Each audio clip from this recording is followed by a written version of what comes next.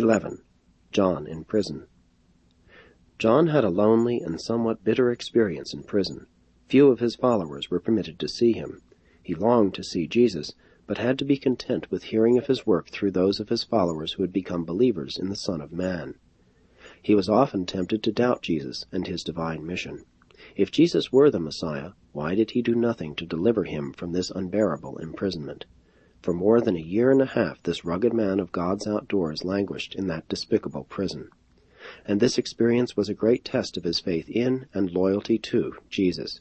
Indeed, this whole experience was a great test of John's faith even in God.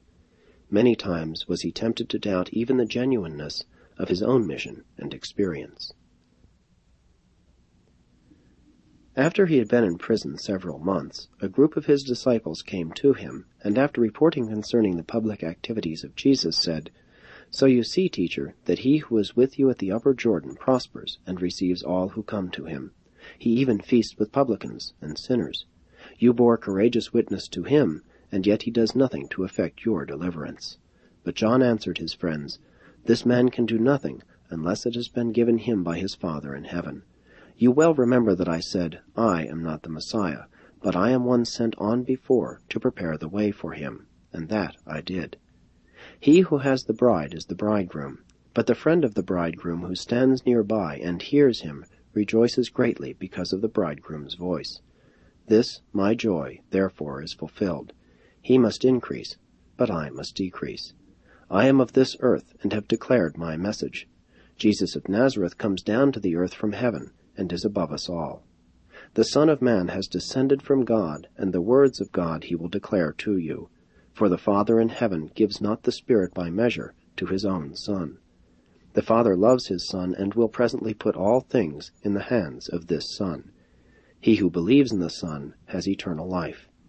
And these words which I speak are true and abiding." These disciples were amazed at John's pronouncement, so much so that they departed in silence. John was also much agitated, for he perceived that he had uttered a prophecy. Never again did he wholly doubt the mission and divinity of Jesus.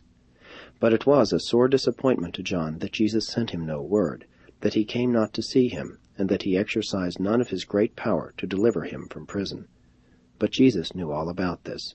He had great love for John, but being now cognizant of his divine nature, and knowing fully the great things in preparation for John when he departed from this world, and also knowing that John's work on earth was finished, he constrained himself not to interfere in the natural outworking of the great preacher-prophet's career. This long suspense in prison was humanly unbearable.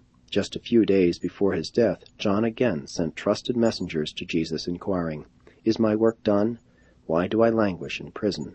Are you truly the Messiah, or shall we look for another?" And when these two disciples gave this message to Jesus, the Son of Man replied, "Go back to John, and tell him that I have not forgotten, but to suffer me also this, for it becomes us to fulfill all righteousness. Tell John what you have seen and heard, that the poor have good tidings preached to them. And finally, tell the beloved herald of my earth mission that he shall be abundantly blessed in the age to come, if he finds no occasion to doubt and stumble over me." And this was the last word John received from Jesus.